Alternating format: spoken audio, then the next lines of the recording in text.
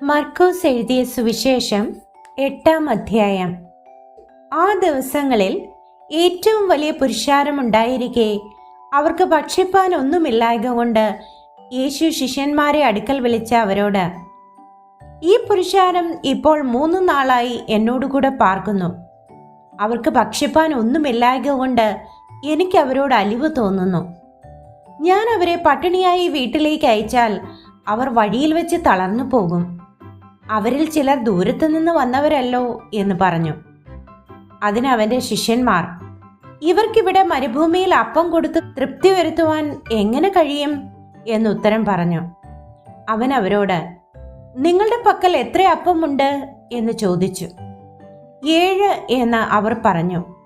അവൻ പുരുഷാരത്തോട് നിലത്തിരിപ്പാൻ കൽപ്പിച്ചു. പിന്നെ ആ 7 അപ്പം എടുത്ത് സ്തോത്രം ചെയ്ത് നുറുക്കി ശിഷ്യന്മാരുടെ പക്കൽ വിളമ്പുവാൻ കൊടുത്തു. അവർ പുരുഷാരത്തിന് വിളമ്പി. ചെറിയ മീനും കുറെ ഉണ്ടായിരുന്നു. അതും അവൻ അനുഗ്രഹിച്ചിട്ട് വിളമ്പുവാൻ പറഞ്ഞു. അവർ തിന്ന് തൃപ്തരായി. ശേഷിച്ച കഷ്ണങ്ങൾ 7 വട്ടി നിറച്ചെടുത്തു.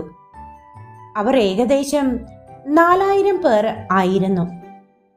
അവൻ അവരെ പറഞ്ഞയച്ച ഉടനെ ശിഷ്യന്മാരോടു കൂടെ പടക് കയറി ദൽമനൂത അംശങ്ങളിൽ എത്തി. അനന്തരം പരീശന്മാർ വന്ന് അവനെ പരീക്ഷിച്ചുകൊണ്ട് ആകാശത്തു നിന്ന് ഒരടയാളം അന്വേഷിച്ച് അവനുമായി തർക്കിച്ചു തുടങ്ങി. അവൻ ആത്മാവിൽ ഞരങ്ങി, ഈ തലമുറ അടയാളം അന്വേഷിക്കുന്നത് എന്ത്? ഈ തലമുറയ്ക്ക് അടയാളം ലഭിക്കുകയില്ല എന്ന് ഞാൻ സത്യമായിട്ട് നിങ്ങളോട് പറയുന്നു എന്ന് പറഞ്ഞു. അവരെ വിട്ട് പിന്നെയും പടക് കയറി അക്കരയ്ക്ക് കടന്നു. അവർ അപ്പം കൊണ്ടുപോരുവാൻ മറന്നുപോയിരുന്നു. പടകിൽ അവരുടെ പക്കൽ ഒരപ്പം മാത്രമേ ഉണ്ടായിരുന്നുള്ളൂ. അവൻ അവരോട്, നോക്കുവിൻ, പരീശന്മാരുടെ പുളിച്ച മാവും ഹെരോദാവിന്റെ പുളിച്ച മാവും സൂക്ഷിച്ചുകൊള്ളുവിൻ എന്ന് കൽപ്പിച്ചു. നമുക്ക് അപ്പമില്ലായകയാൽ എന്ന് അവർ തമ്മിൽ പറഞ്ഞു. അത് യേശു അറിഞ്ഞ് അവരോട് പറഞ്ഞത്, അപ്പമില്ലായകയാൽ നിങ്ങൾ തമ്മിൽ പറയുന്നത് എന്ത്? ഇപ്പോഴും തിരിച്ചറിയുന്നില്ലയോ? ഗ്രഹിക്കുന്നില്ലയോ? നിങ്ങളുടെ ഹൃദയം കടുത്തിരിക്കുന്നുവോ? കണ്ണുണ്ടായിട്ടും കാണുന്നില്ലയോ? ചെവി ഉണ്ടായിട്ടും കേൾക്കുന്നില്ലയോ? ഓർക്കുന്നതുമില്ലയോ? 5000 പേർക്ക് ഞാൻ 5 അപ്പം നുറുക്കിയപ്പോൾ കഷ്ണങ്ങൾ എത്ര കുട്ട നിറച്ചെടുത്തു? 12 എന്ന് അവർ അവനോട് പറഞ്ഞു. 4000 പേർക്ക് 7 നുറുക്കിയപ്പോൾ കഷ്ണങ്ങൾ എത്ര വട്ടി നിറച്ചെടുത്തു? 7 എന്ന് അവർ അവനോട് പറഞ്ഞു.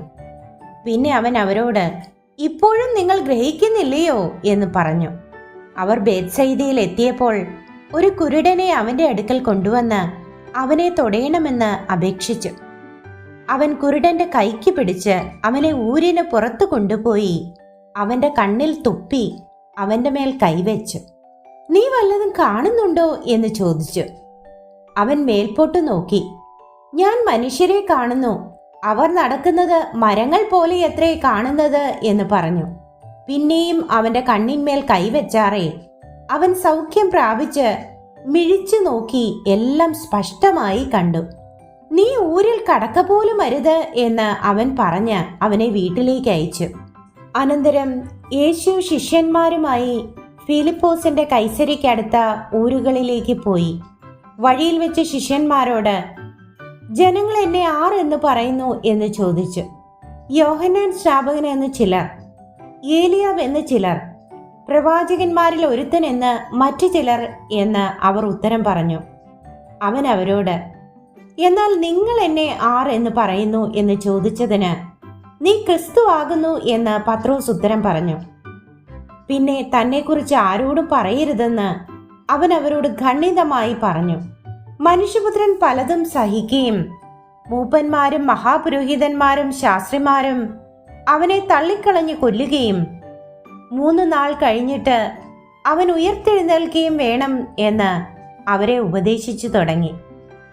അവൻ ഈ വാക്ക് തുറന്നു പറഞ്ഞു. അപ്പോൾ പത്രോസ് അവനെ വേറിട്ട് കൊണ്ടുപോയി ശാസിച്ചു തുടങ്ങി. അവനോ തിരിഞ്ഞു നോക്കി ശിഷ്യന്മാരെ കണ്ടിട്ട് പത്രോസിനെ ശാസിച്ചു. സാത്താനേ, എന്നെ വിട്ടുപോ, നീ ദൈവത്തിൻ്റെതല്ല മനുഷ്യരുടേതത്രേ കരുതുന്നത് എന്ന് പറഞ്ഞു. പിന്നെ അവൻ പുരുഷാരത്തെയും തന്റെ ശിഷ്യന്മാരെയും അരികെ വിളിച്ച് അവരോട് പറഞ്ഞത്, ഒരുവൻ എന്നെ അനുഗമിപ്പാൻ ഇച്ഛിച്ചാൽ അവൻ തന്നെത്താൻ ത്യജിച്ച് തന്റെ ക്രൂശ് എടുത്തുകൊണ്ട് എന്നെ അനുഗമിക്കട്ടെ. ആരെങ്കിലും തന്റെ ജീവനെ രക്ഷിപ്പാൻ ഇച്ഛിച്ചാൽ അതിനെ കളയും. ആരെങ്കിലും എന്റെയും സുവിശേഷത്തിന്റെയും നിമിത്തം തന്റെ ജീവനെ കളഞ്ഞാൽ അതിനെ രക്ഷിക്കും. ഒരു മനുഷ്യൻ സർവ്വലോകവും നേടുകയും തന്റെ ജീവനെ കളയുകയും ചെയ്താൽ അവൻ എന്ത് പ്രയോജനം? അല്ല, തന്റെ ജീവന് വേണ്ടി മനുഷ്യൻ എന്തൊരു മറുവില കൊടുക്കും? വ്യഭിചാരവും പാപവുമുള്ള ഈ തലമുറയിൽ ആരെങ്കിലും എന്നെയും എന്റെ വചനങ്ങളെയും കുറിച്ച് നാണിച്ചാൽ അവനെക്കുറിച്ച് മനുഷ്യപുത്രനും തന്റെ പിതാവിന്റെ തേജസ്സിൽ വിശുദ്ധ ദൂതന്മാരുമായി വരുമ്പോൾ നാണിക്കും.